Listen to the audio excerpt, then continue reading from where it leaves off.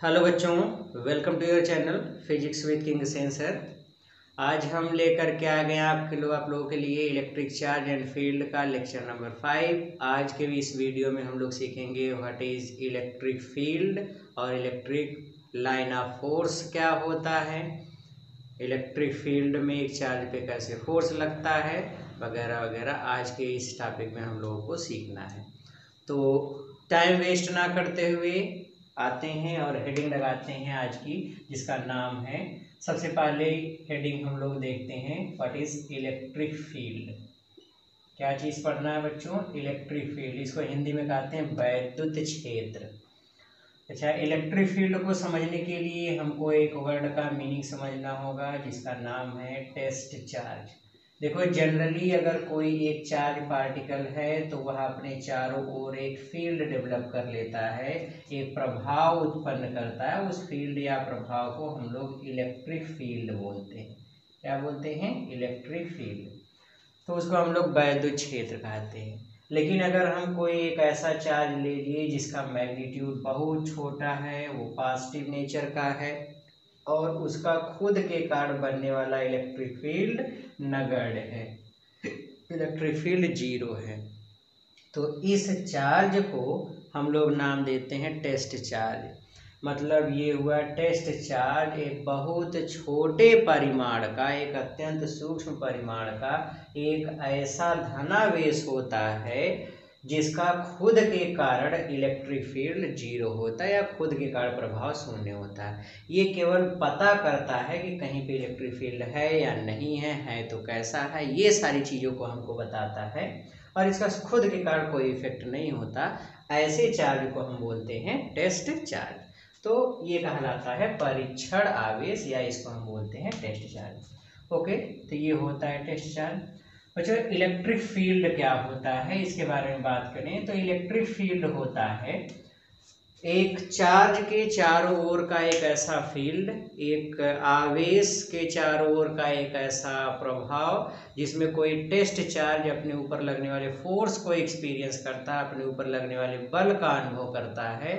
एक फील्ड, एक force feel करेगा कोई टेस्ट चार्ज, उसको हम लोग बोलते हैं इलेक्ट्रिक फील्ड। मतलब एक चार्ज के चारों ओर का एक ऐसा क्षेत्र जिसमें कोई दूसरा टेस्ट चार्ज अपने ऊपर लगने वाले फोर्स को एक्सपीरियंस करता है, अपने ऊपर लगने वाले बल का अनुभव करता है, तो उस प्रभाव को हम लोग कहते हैं वैद्युत क्षेत्र, that is electric field. Electric field एक पॉइंट चार्ज के कारण हम लोग कैसे फाइंड आउट करते हैं, इलेक्ट्रिक फील्ड को हम लोग कैसे फाइंड आउट करेंगे, उसका तरीका देखो। होता ये है कि अगर कहीं पर कोई चार्ज है, मान लो यहाँ पे कोई एक चार्ज की एक सीट रख दी गई है, एक प्लेट रख दी गई है, इस चार्ज की सीट से इस डायरेक्शन में इधर ऐसे एक इलेक्ट्रिक फील्ड बना हुआ है। चार्ज अपने चारों इलेक्ट्रिक फील्ड बनाता है, हमने मान लिया इधर एक इलेक्ट्रिक फील्ड बना हुआ है। ओके, इलेक्ट्रिक फील्ड में मान लो यहाँ पे इस पॉइंट पर, पॉइंट पी पर कोई एक चार्ज रखा गया, टेस्ट चार्ज Q नॉट। भाई इलेक्ट्रिक फील्ड है तो इलेक्ट्रिक फील्ड में एक चार्ज पर फोर्स लगता है, इस पर एक फोर्स लगेगा, ये सब प्लस वाले इस टेस्ट चार्ज को दूर धकेलेंगे, इस पर एक फोर्स लगाएंगे, this force is suppose to be F। ये वाला फोर्स मान लेते हैं F है।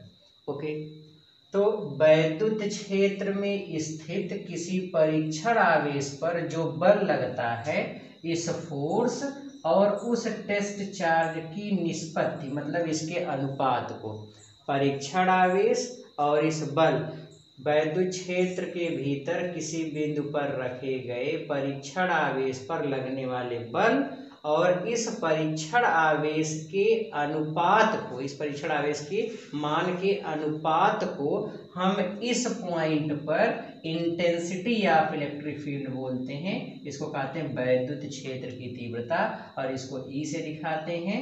दैट मीन्स इलेक्ट्रिक फील्ड की इंटेंसिटी होती है E equals F upon Q not. ये एक बार फिर से सुनो, वैद्युत क्षेत्र की तीव्रता क्या होती है, what is intensity of electric field. Electric field में किसी पॉइंट पर कोई अगर टेस्ट चार्ज रख दें तो उस टेस्ट चार्ज पे जितना फोर्स लगता है और उस टेस्ट चार्ज के मान का अनुपात, रेशियो, यही चीज कहलाता है उस पॉइंट पर intensity of electric field, and intensity of electric field E is equals vector F by Q not. Electric field की इंटेंसिटी एक वेक्टर क्वांटिटी है और इसकी जो यूनिट होती है, इसकी यूनिट होती है न्यूटन पर कूलम, या एक दूसरी यूनिट है वोल्ट पर मीटर। तो इसकी दो यूनिट होती हैं, आप चाहे जो यूज़ कर सकते हैं। चूँकि इलेक्ट्रिक फील्ड एक वेक्टर क्वांटिटी है तो इसका आप डायरेक्शन जानते रहो।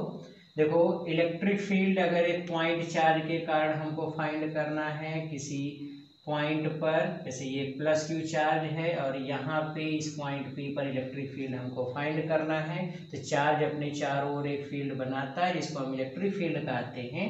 तो पॉइंट चार्ज के कारण किसी पॉइंट पर इलेक्ट्रिक फील्ड की डायरेक्शन हमेशा चार्ज को पॉइंट से मिलाने वाली रेखा के अनुदिश होगा, उसी लाइन के एलांग होता है, और उसकी डायरेक्शन अगर पॉजिटिव चार्ज है, अगर पॉजिटिव चार्ज है तो चार्ज टू पॉइंट होता है, मतलब चार्ज से पॉइंट की तरफ चलो, ये डायरेक्शन होगी इलेक्ट्रिक फील्ड की।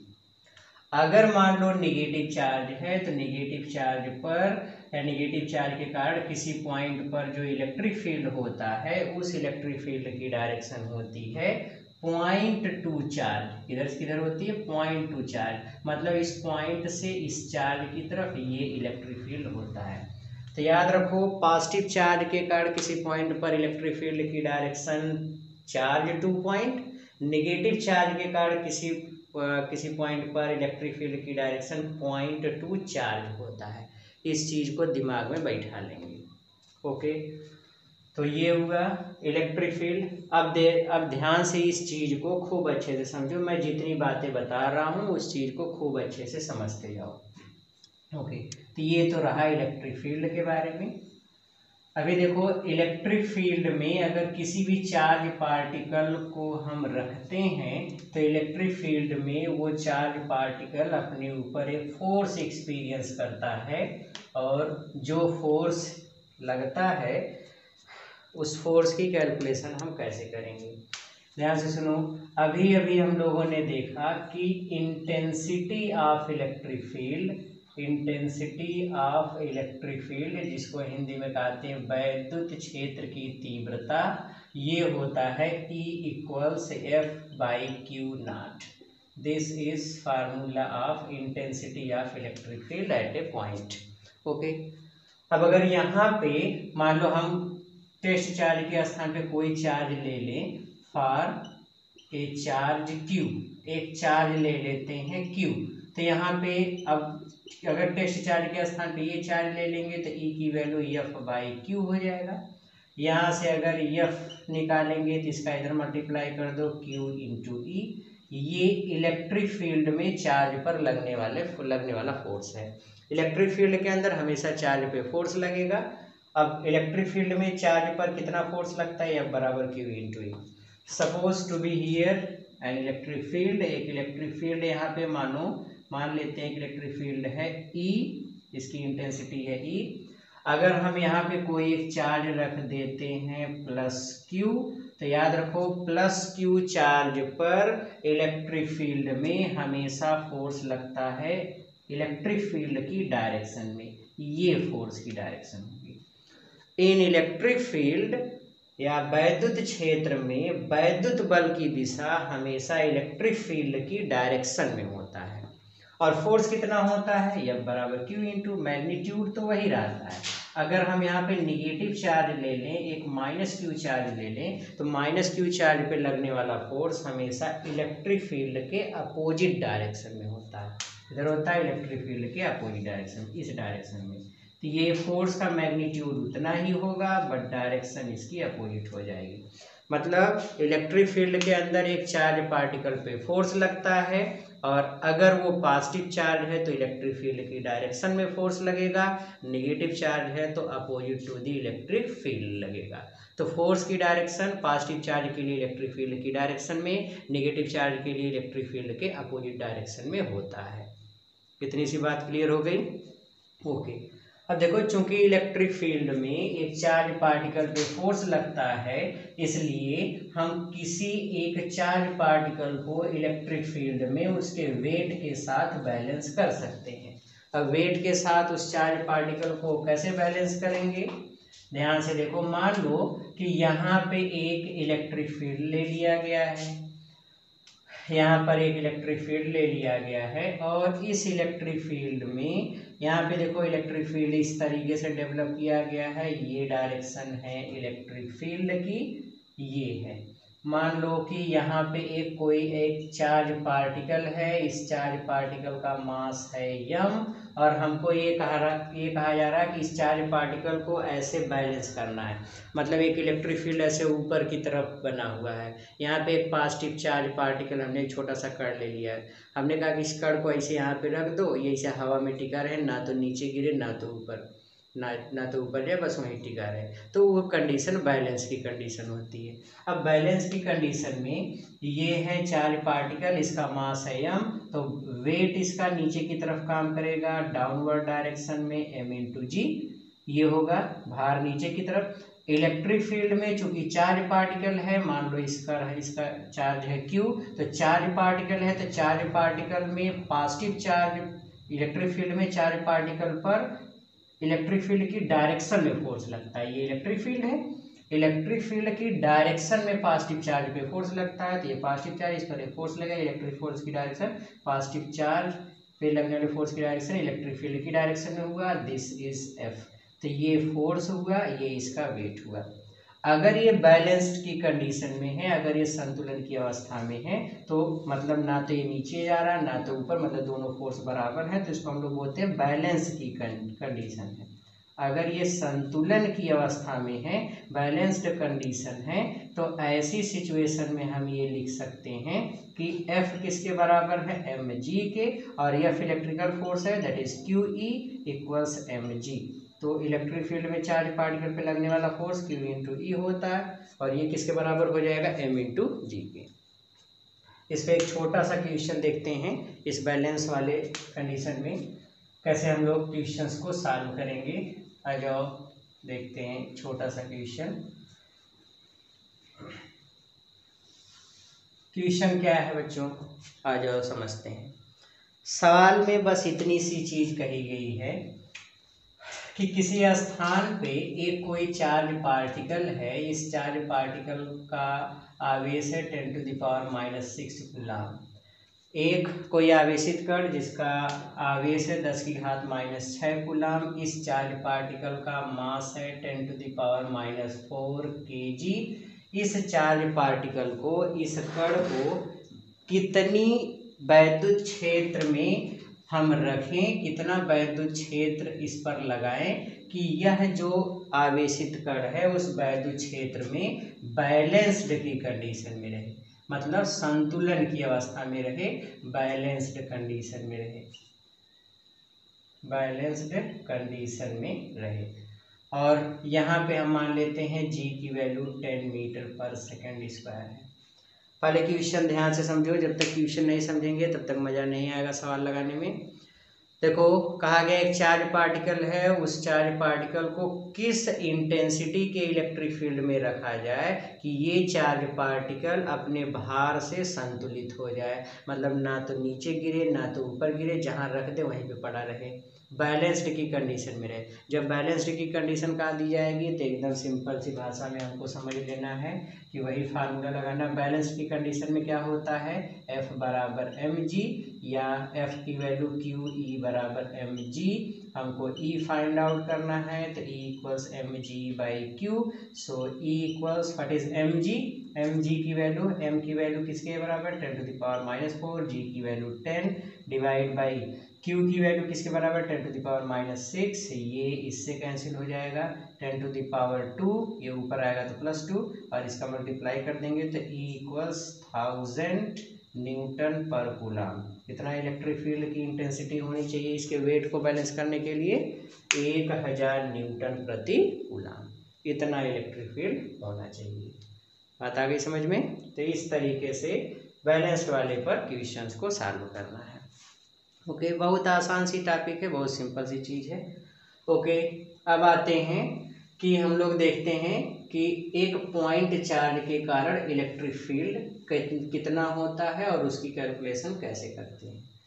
तो एक नई टॉपिक शुरू हो रही है, इसका नाम है बिंदु आवेश के कारण वैद्युत क्षेत्र की तीव्रता, intensity of electric field, intensity of electric field due to a point charge, intensity of electric field due to a point charge, बिंदु आवेश के कारण वैद्युत क्षेत्र की तीव्रता कितनी होती है। मतलब क्या है, जैसे हमको एक पॉइंट चार्ज दे दिया और इससे पूछ लिया, जैसे 5 माइक्रोकूलम का आवेश है या 5 कूलम का आवेश है, पूछ दिया कि इससे 10 सेंटीमीटर की दूरी पर यहाँ पे कितना इलेक्ट्रिक फील्ड होगा। तो उस इलेक्ट्रिक फील्ड की कैलकुलेशन कैसे करते हैं। मान लो कि यहाँ पे एक कोई चार्ज लिया गया है, पॉइंट ओ पर चार्ज है +Q, इस चार्ज से r डिस्टेंस पे यहाँ पे कोई एक पॉइंट लिया गया है P और हमसे कहा दिया गया to find the electric field या to find the intensity of electric field at point P। हमको क्या फाइंड करना है, to find the intensity of electric field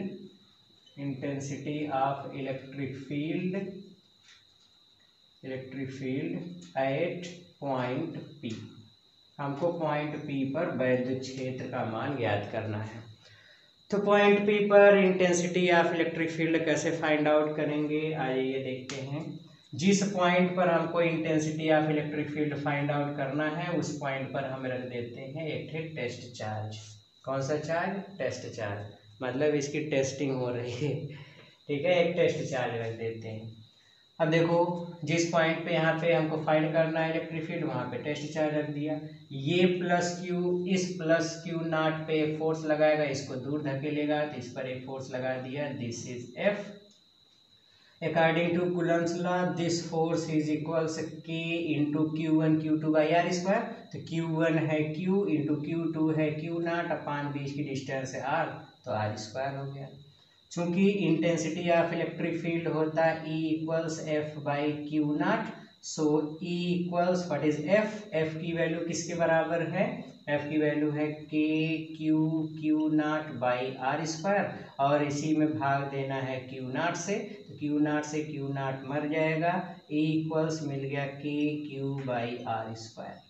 ये है मतलब एक पॉइंट चार्ज के कारण इलेक्ट्रिक फील्ड की इंटेंसिटी का फार्मूला क्या होता है, E बराबर KQ/r²।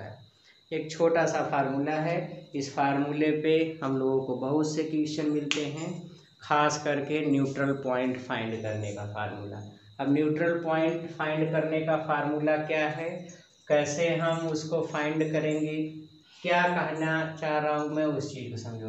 पहले तो ये समझ लो, बिंदु आवेश के कारण वैद्युत क्षेत्र की तीव्रता का सूत्र E बराबर KQ/r²।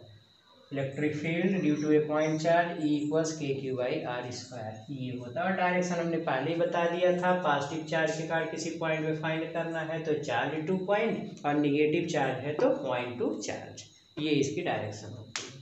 मिटा दे इसको, वेरी गुड। एक एग्जाम्पल लेते हैं और उस एग्जाम्पल से समझते हैं न्यूट्रल पॉइंट का अर्थ क्या होता है। न्यूट्रल पॉइंट का अर्थ ये होता है कि वो पॉइंट फाइंड आउट करना जहां इलेक्ट्रिक फील्ड 0 हो। ऐसा बिंदु जहां पे इलेक्ट्रिक फील्ड 0 होता है एक चार्ज के कारण या एक सिस्टम ऑफ चार्ज के कारण, उस पॉइंट को हम न्यूट्रल पॉइंट या उदासीन बिंदु कहते हैं। जैसे मान लो आपसे कहा गया कि 2 चार्ज पार्टिकल हैं, एक चार्ज है +Q और दूसरा चार्ज है +2Q, और ये दोनों मान लो एक दूसरे से x डिस्टेंस पर रखे गए हैं। कितने डिस्टेंस पे, x डिस्टेंस पे।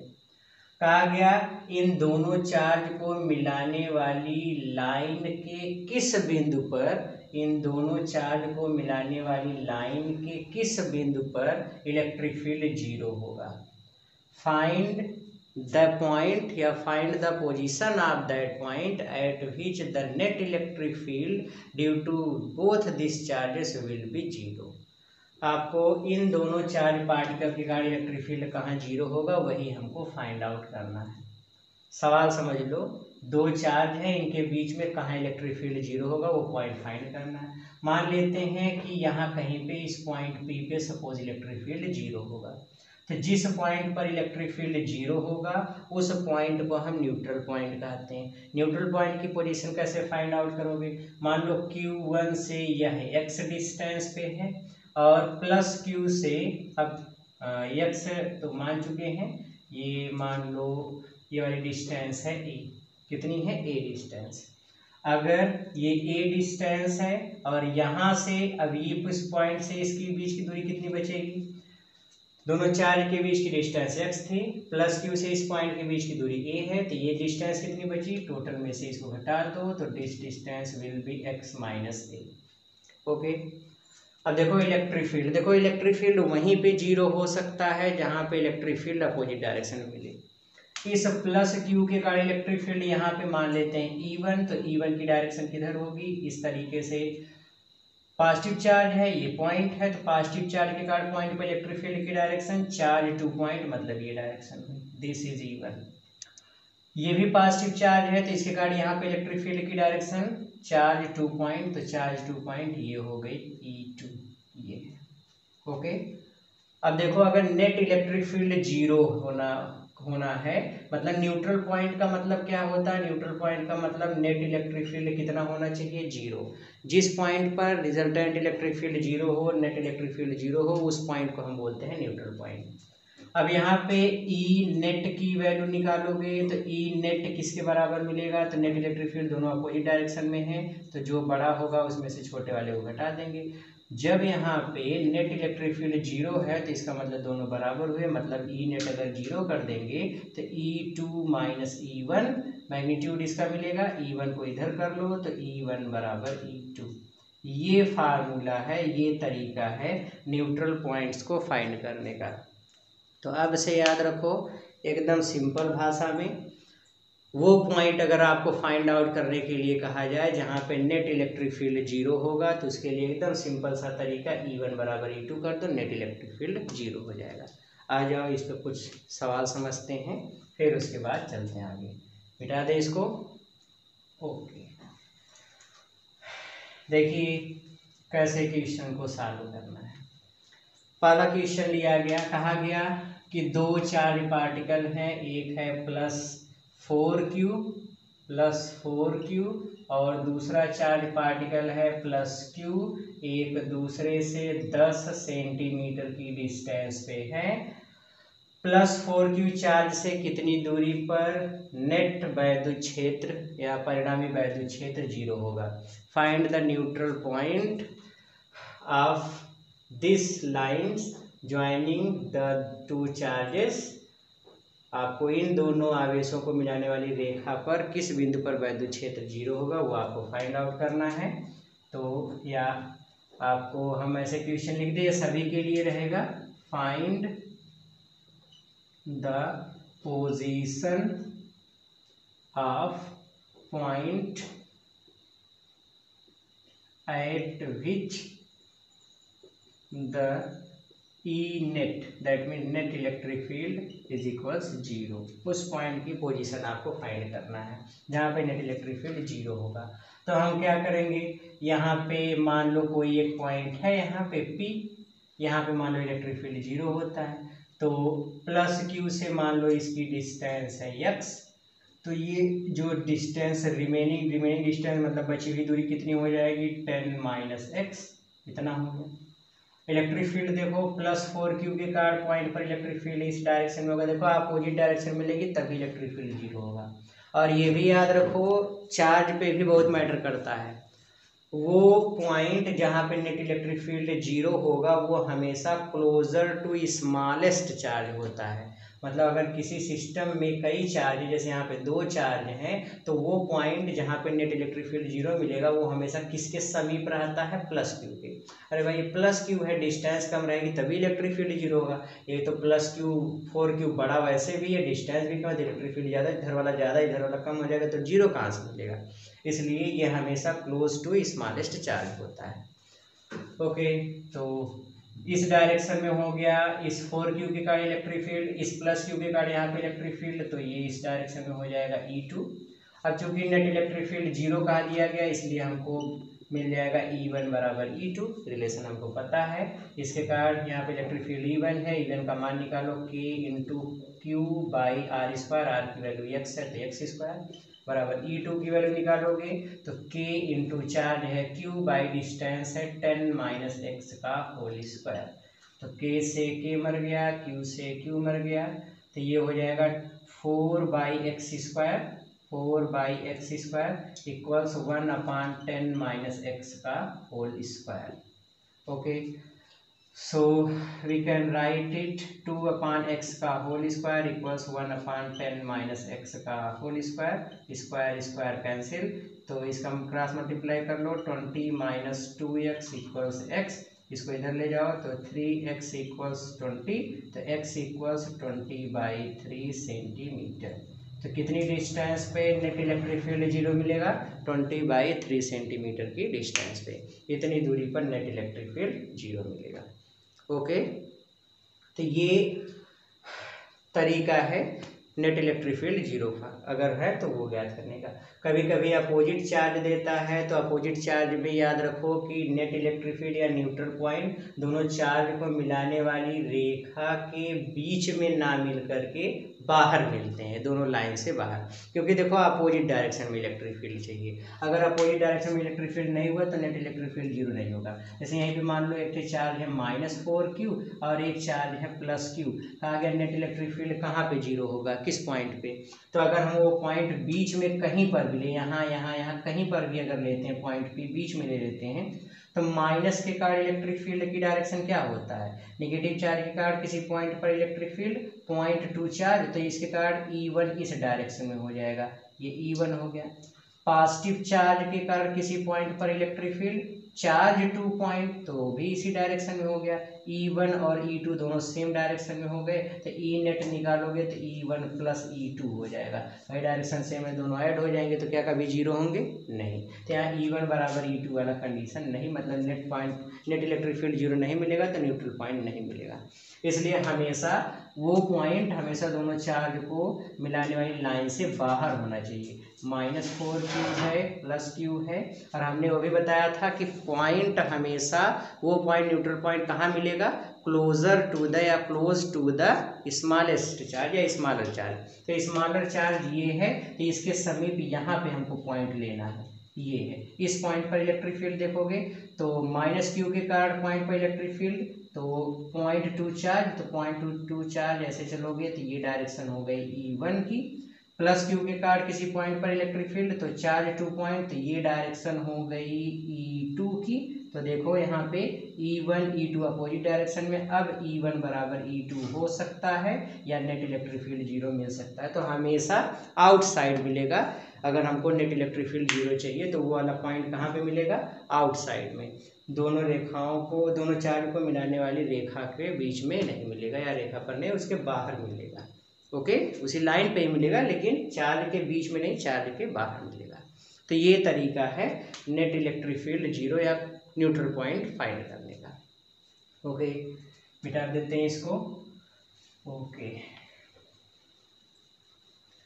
अब बात कर लेते हैं आज के टॉपिक, आज के इस वीडियो में जो लास्ट टॉपिक है हमारी, जो हमको डिस्कस करना है, उसकी बात कर लेते हैं वैद्युत बल रेखाओं के बारे में। अभी देखो बच्चों, वैद्युत बल रेखाएं क्या होती हैं? What is electrical force lines या इलेक्ट्रिकल लाइन ऑफ फोर्सेस क्या होती हैं? वैद्युत बल रेखाएं देखो एक ऐसी काल्पनिक रेखाएं होती हैं, ये इमेजिनरी लाइन्स है। वैद्युत बल रेखाएं ऐसी काल्पनिक रेखाएं होती हैं जो किसी स्थान पे वैद्युत क्षेत्र कैसा है, कहाँ स्ट्रांग है, कहाँ वीक है, इसकी जानकारी देता है। किसी स्थान पर वैद्युत क्षेत्र किस ढंग का है उसको व्यक्त किया जाता है, उसको रिप्रेजेंट किया जाता है, उसको समझा जाता है वैद्युत बल रेखाओं की सहायता से। और वैद्युत बल रेखाएं पथ of motion of test charge, किसी चार्ज के चारों तरफ टेस्ट चार्ज जिस रास्ते पे चलता है उसी रास्ते को ही, उसके पथ को ही हम वैद्युत बल रेखा कहते हैं। ओवरऑल हम वैद्युत बल रेखा तो हमने बता दिया ना कि टेस्ट चार्ज जिस रास्ते पे चलता है उसी रास्ते को अगर हम रेखाओं से खींचें तो वही रेखाएं वैद्युत बल रेखाएं हैं। तो वैद्युत बल रेखाएं वास्तव में टेस्ट चार्ज के चलने का रास्ता होती है। तो वैद्युत बल रेखाएं क्या होती हैं, हम ऐसे बताएंगे, वैद्युत बल रेखाएं वे काल्पनिक रेखाएं होती हैं जो, या वैद्युत बल रेखाएं वे काल्पनिक रेखाएं होती हैं जो किसी स्थान पे वैद्युत क्षेत्र को प्रदर्शित करती हैं, व्यक्त करती हैं या उसके बारे में जानकारी देती हैं, ये होती हैं वैद्युत बल रेखाएं। वैद्युत बल रेखाओं की कुछ सिंपल कैरेक्टरिस्टिक्स हैं, मैं उन्हीं को बताने जा रहा हूँ, पॉइंट वाइज हैं, एक एक करके समझते रहिए।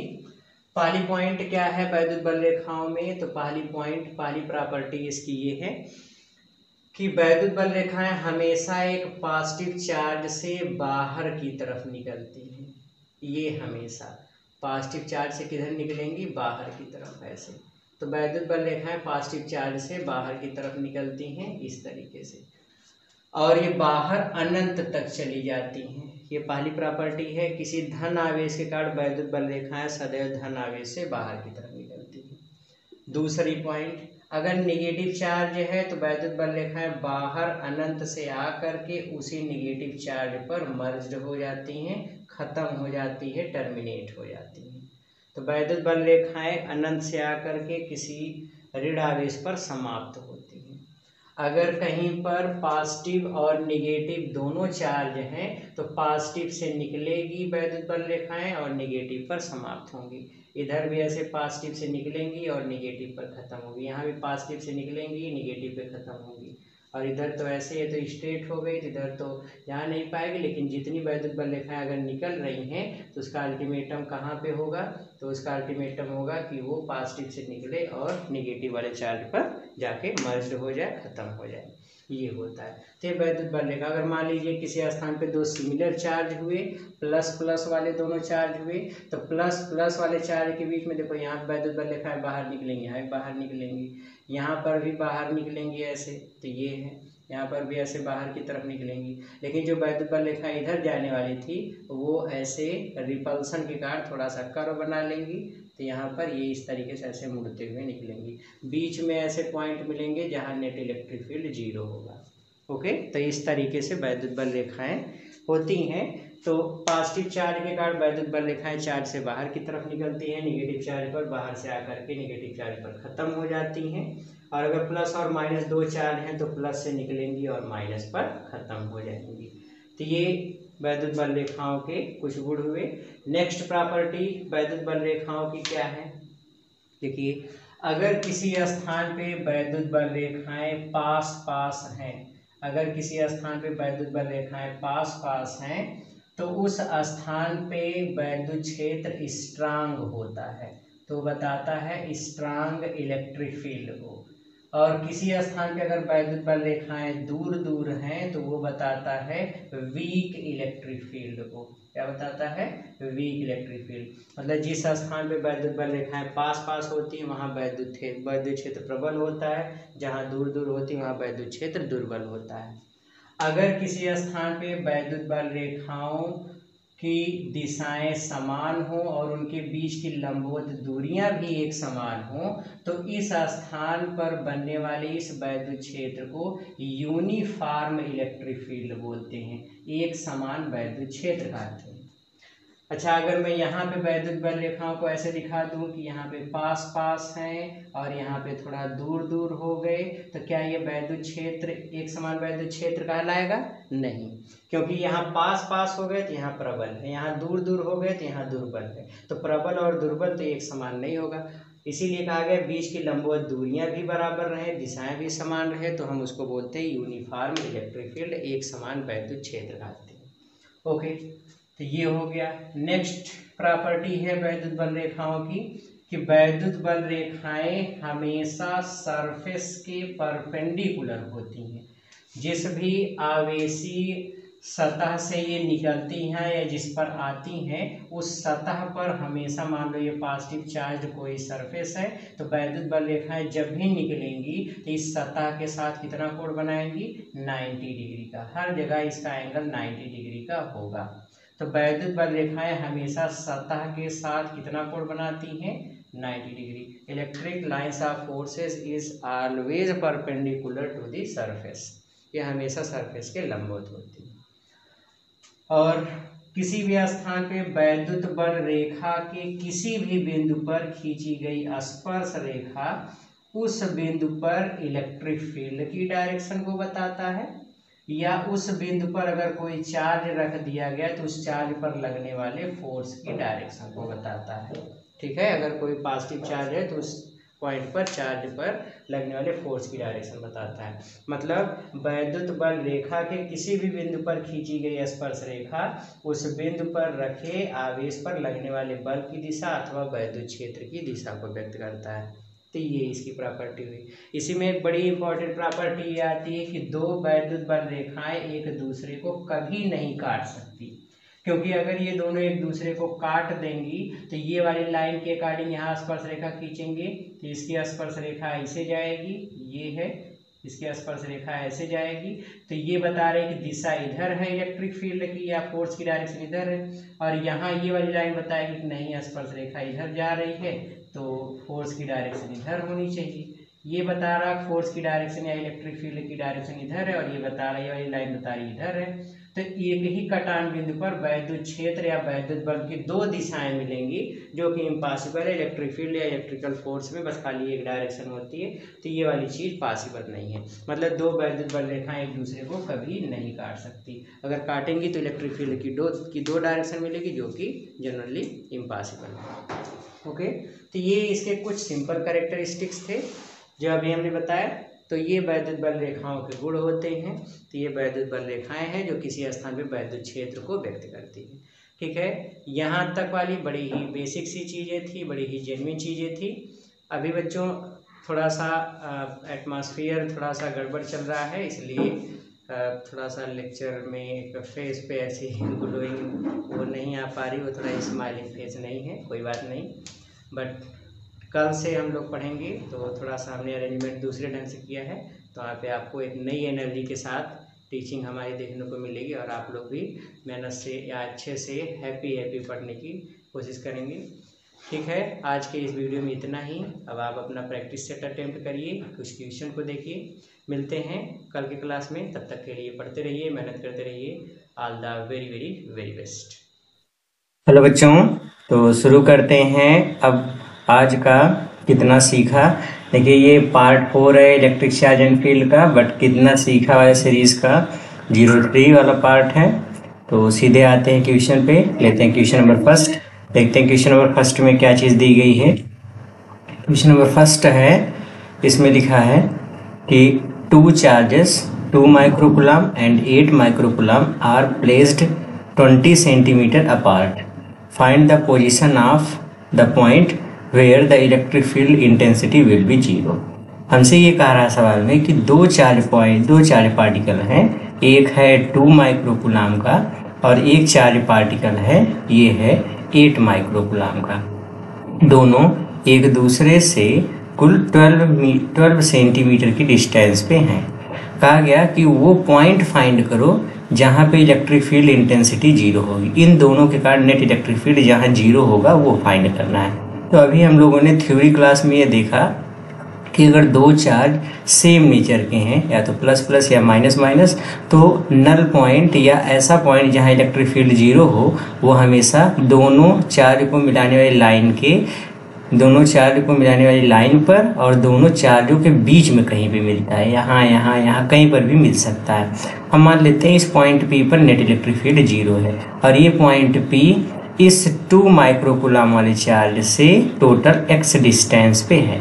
अगर ये डिस्टेंस x है तो ये वाली डिस्टेंस कितनी होगी, ये डिस्टेंस हो जाएगी, टोटल है 12, तो ये हो जाएगी 12 माइनस x।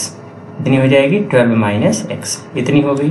ओके, अच्छा नेट इलेक्ट्रिक फील्ड 0 है तो 2 माइक्रोकूलम का यहाँ पे इलेक्ट्रिक फील्ड इस डायरेक्शन में होगी E1 इतना, और 8 के कार्ड वो भी इस डायरेक्शन में होगी तो ये हो जाएगा E2 भाई, प्लस के कारण इलेक्ट्रिक फील्ड क्या होता है, चार्ज टू पॉइंट, तो चार्ज टू पॉइंट इधर E2, इधर चार्ज टू पॉइंट इधर E1।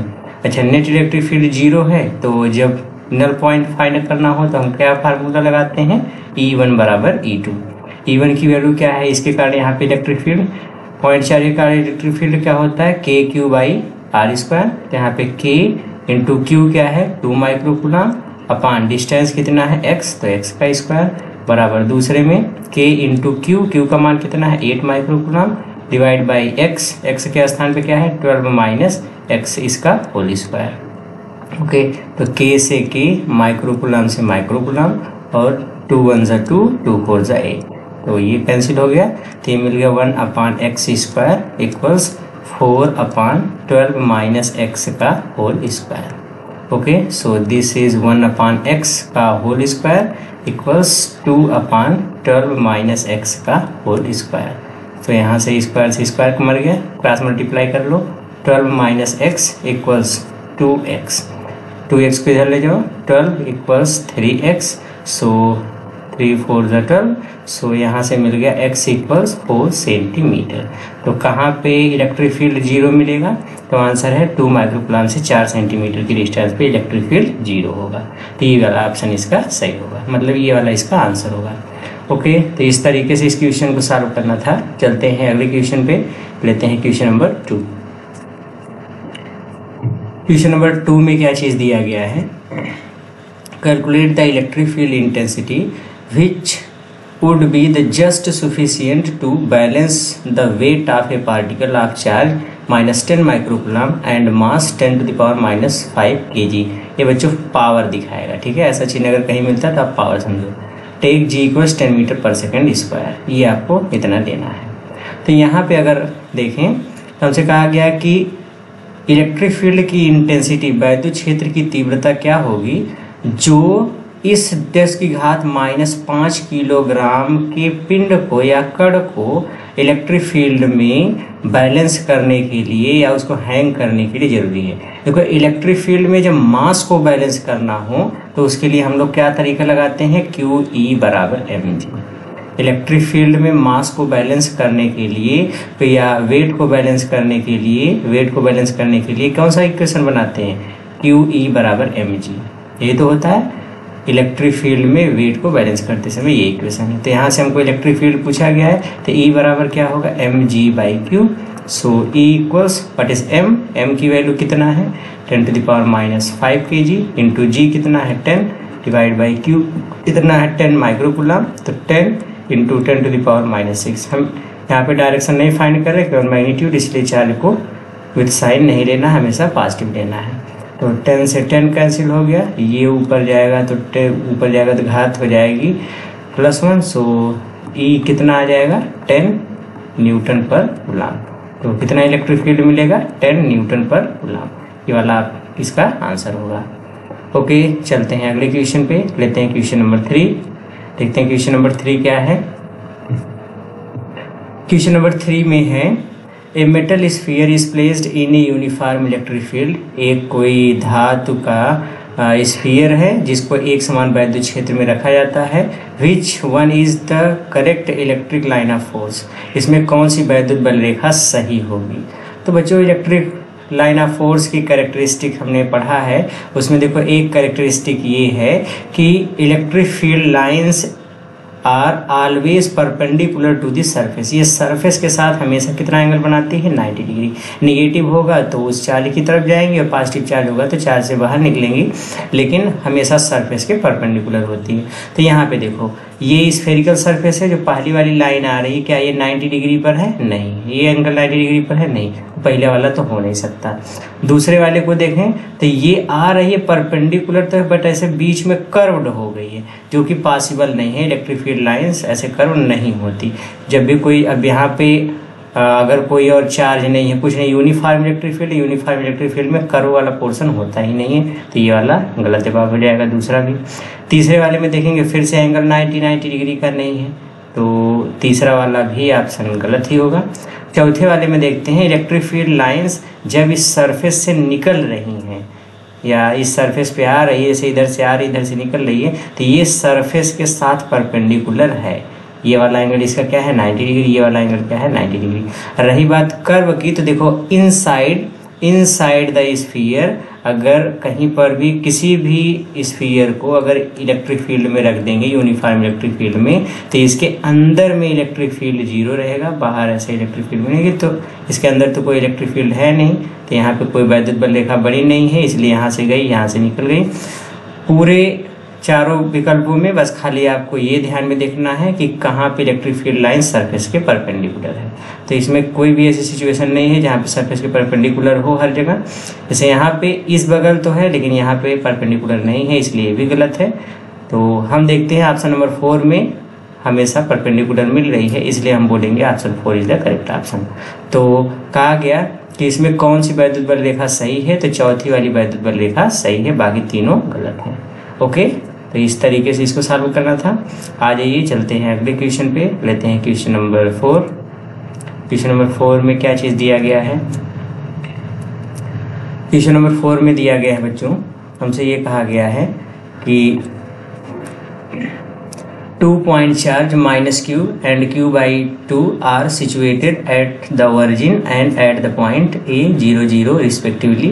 The point along the x-axis where the electric field vanishes, vanish मतलब 0, जहाँ पे इलेक्ट्रिक फील्ड 0 है, वो पॉइंट आपको फाइंड आउट करना है।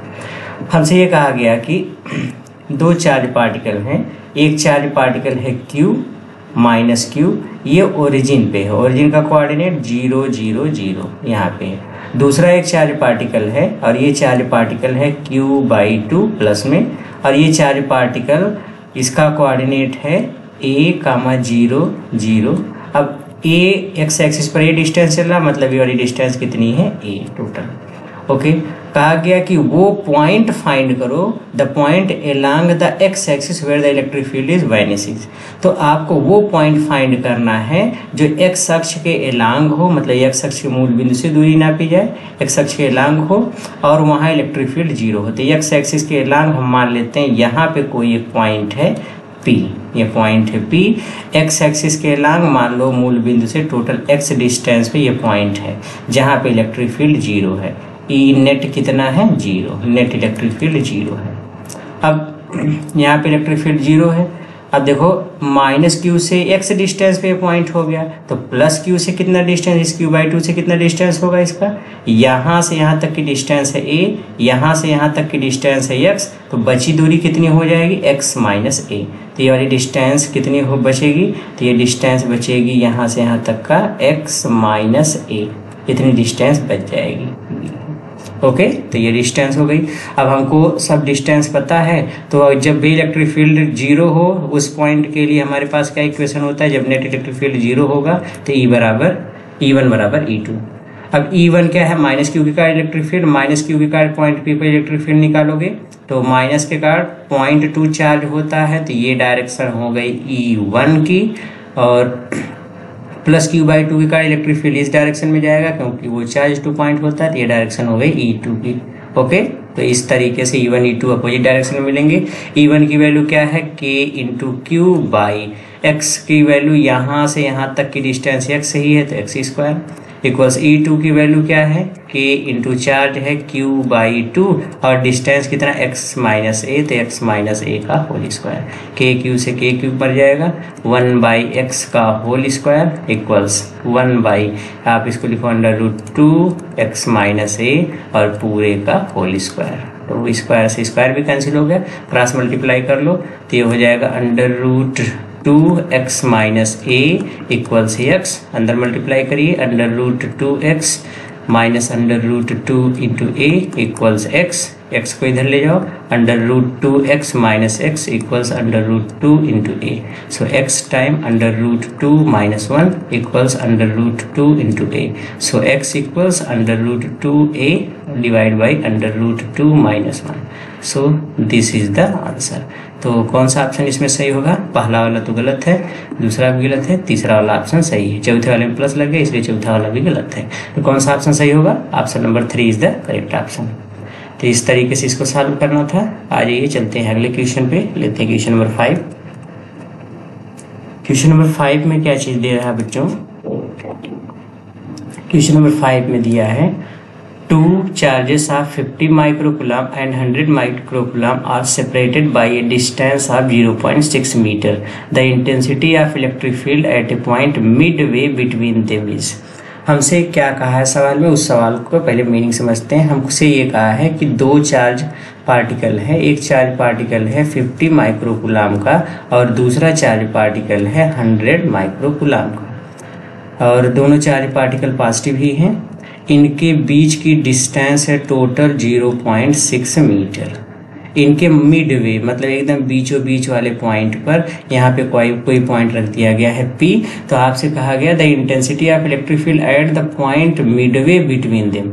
इस पॉइंट पर जो दोनों चार्ज को मिलाने वाली लाइन के एकदम बीच में है उस पर नेट इलेक्ट्रिक फील्ड कितना होगा ये आपको फाइंड करना है। अगर ये बीचों बीच है तो ये वाली डिस्टेंस कितनी हो जाएगी? 0.3 मीटर।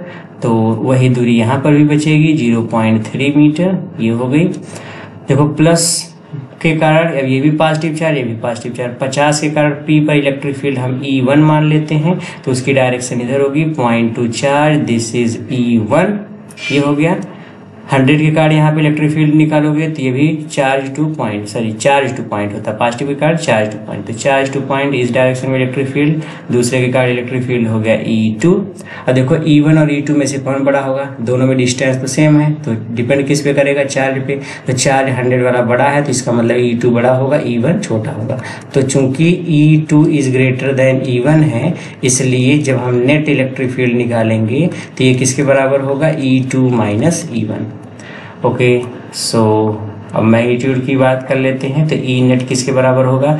E2 की वैल्यू क्या होगी? K इंटू क्यू की वैल्यू क्या है? 100 microcoulomb divide by distance 0.3 metre. इसको आप लिख सकते हो 9 इंटू 10 टू द पावर -2, 0.3 का स्क्वायर इतना हो गया। माइनस E1 की वैल्यू क्या है? K into 50 microcoulomb divide by distance उतनी ही है 9 into 10 to the power -2 metre. So इसमें से कॉमन क्या मिल रहा है? इसमें से कॉमन मिल रहा है K into microcoulomb divide by 9 into 10 to the power -2, बचेगा कितना? 100 माइनस 50। तो आप सरल कर लो, K की value 9 into 10 to the power 9 into microcoulomb मतलब 10 की घात -6। 100 में से 50 घटा दोगे तो 50 बटे 9 गुणे 10 की घात -2। तो ये इससे कैंसिल होगा, 10 टू द पावर -4 हो जाएगा। 9 से 9 कैंसिल हो गया, 10 टू द पावर -4 से ये कैंसिल होगा, 10 टू द पावर 5। अब ये हो जाएगा 50 इंटू 10 टू द पावर 5, तो ये हो जाएगा E net equals 50 into 10 to the power 5 या 5 इंटू 10 टू द पावर 6 इतने volt per metre. So net electric field E net किसके इक्वल्स हो जाएगा? तो ये इक्वल हो जाएगा 5 into 10 to the power 6 volt per metre. So कौन सा ऑप्शन सही होगा इसमें देखते हैं। We are going here, going. पहला तो गलत है, दूसरा वाला ही सही है, दूसरा ही सही है। 10 आ गया, तो कौन सा ऑप्शन सही होगा? Option number 2 is the correct option. Okay, चलते हैं अगले क्वेश्चन पे। लेते हैं हम question number 6 which is the last question of this video. Okay, क्या लिखा है? 2 equal and opposite charges of mass m1 and m2 are accelerated in uniform acceleration. Find through the same distance what is the ratio of magnitudes of their accelerations if their ratio of masses is m1 upon m2 equals 0.5. हमसे सवाल में क्या कहा गया? कोई electric field है, suppose ये एक इलेक्ट्रिक फील्ड है, यूनिफॉर्म इलेक्ट्रिक फील्ड है E। इसमें 2 चार्ज पार्टिकल रखे गए हैं, एक प्लस क्यू है और एक चार्ज पार्टिकल है माइनस क्यू। तो चार्ज पार्टिकल पे इलेक्ट्रिक फील्ड की डायरेक्शन में फोर्स लगता है F बराबर क्यू इंटू ई, और जो निगेटिव चार्ज पार्टिकल होगा उस पर इलेक्ट्रिक फील्ड के अपोजिट डायरेक्शन में फोर्स लगेगा, that is F equals Q into E. Direction opposite हो गई। देखो अपोजिट डायरेक्शन बट मैग्नीट्यूड दोनों का सेम होगा। इफ फोर्स इज सेम, अच्छा ये वाला फोर्स क्या मास पर डिपेंड कर रहा है? कहीं पर मास आ रहा है? नहीं, तो मास पर डिपेंड नहीं करता, ये चार्ज पर डिपेंड करता है, इलेक्ट्रिक फील्ड पर डिपेंड करता है, मास पे डिपेंड करता नहीं। तो जब मास पे डिपेंड करता नहीं तो न्यूटन्स लॉ के अकॉर्डिंग जो F बराबर m इंटू ई होता है, यहाँ F इलेक्ट्रिकल फोर्स हो गया, ये मास पे डिपेंड नहीं करेगा। तो मास पे डिपेंड नहीं करेगा तो एफ किस पे डिपेंड करेगा, एक्सीलरेशन पे, या एक्सीलरेशन एफ पे डिपेंड करेगा। तो यहाँ पे देखिए जब दोनों चार्ज पे फोर्स सेम लग रहा है तो दोनों चार्ज पे फोर्स सेम लग रहा है, दोनों में एक्सीलरेशन सेम होगा। मतलब माइनस क्यू पे जितना एक्सीलरेशन काम करेगा उतना एक्सीलरेशन आ जाएगा किस पे, प्लस क्यू। तो प्लस क्यू वाले का एक्सेलरेशन हम मान लेते हैं a1 और माइनस क्यू वाले का एक्सेलरेशन मान लेते हैं a2। तो पहली चीज, अगर चार्ज सेम है तो इलेक्ट्रिक फील्ड में अब इस पर जो फोर्स लग रहा है प्लस वाले पर हम मान लेते हैं F1, माइनस क्यू चार्ज पे जो फोर्स लग रहा है F2। तो हम ये कह सकते हैं कि इस इलेक्ट्रिक फील्ड में F1 और F2 दोनों इक्वल होंगे। क्यों इक्वल होंगे, क्योंकि दोनों पर फोर्स F बराबर Q इंटू ई ही लग रहा है। तो दोनों फोर्स एक दूसरे के सेम होंगे। अगर फोर्स सेम होंगे तो हम बोल सकते हैं F1 अपान F2 की वैल्यू किसके बराबर होगी, 1 के। Equation first. अब एक बार पहले सवाल समझ लेते हैं। सवाल लिखा है, two equal and opposite charges of mass m1 and m2 are accelerated in a uniform electric field through the same distance. दो इक्वल एंड अपोजिट चार्ज है, दो समान परिमाण के और विपरीत प्रकृति के आवेश है एक समान वैद्युत क्षेत्र में समान दूरी तक त्वरित किए जा रहे हैं। तो डिस्टेंस दोनों के समान है, समान दूरी तक एक्सेलरेट किए जा रहे हैं। What is the ratio of magnitudes of their accelerations? उनके त्वरणों का अनुपात क्या होगा, if the ratio of masses is इतना, अगर उनके द्रव्यमानों का अनुपात इतना हो। तो देखो हम मान लेते हैं पहले पर जो फोर्स लग रहा है F1 है, तो F1 न्यूटन्स लॉ के अकॉर्डिंग F बराबर m इंटू है। तो पहले वाले पार्टिकल पे जो फोर्स लगेगा m1 मास है, एक्सीलरेशन a1 सपोज डेवलप हो रहा है, तो F1 बराबर m1 a1, इक्वेशन सेकेंड। दूसरे वाले पर कितना फोर्स लगेगा F2, उसी तरीके से इक्वेशन लिखेंगे m2 a2। अब चूंकि फोर्स दोनों पर सेम है, दोनों इक्वेशन को डिवाइड कर लो 2 और 3 को, तो F1 अपान F2 इक्वल्स m1 a1 अपान m2 a2। देखो F1 F2 दोनों बराबर है, F1 बटे F2 की वैल्यू कितनी है, 1 बराबर m1 upon m2 equals a1 into a into है a1 अपान a2। यहाँ से a1 अपान a2 हमको फाइंड करना है, यहाँ पे फाइंड करते हैं तो a1 अपान a2 इक्वल्स, इसको इधर ले जाओगे तो ये हो जाएगा 1 बटे m1 अपान m2 इतना। तो a1 अपान a2 इक्वल्स 1 बटे m1 अपान m2 कितना है, 0.5 कितना है, 0.5। अब 10 से ऊपर नीचे गुणा कर दोगे तो ये आ जाएगा कितना, 10 बटे 5, 5 दूनी 10। सो ये हमको मिल जाएगा a1 अपान a2 इक्वल्स 2। तो एक्सेलरेशन का रेशियो कितना आ जाएगा, 2। थोड़ा सा लॉजिकल क्वेश्चन है, तो इस तरीके से बच्चों इस क्वेश्चन को सॉल्व करना था। ओके, वे पढ़ते रहिए, मेहनत करते रहिए। मिलते हैं जल्दी ही अगली क्लास में, तब तक के लिए all the very very very best.